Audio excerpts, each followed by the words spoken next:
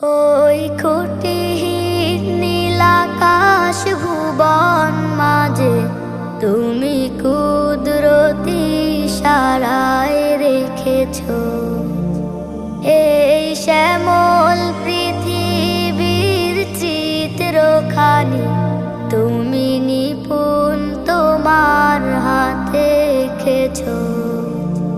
ওগো আল্লাহ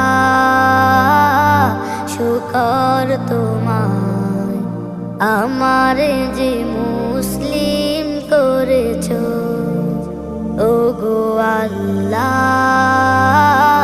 শুকর তোমার আমারে যে মুসলিম করেছ।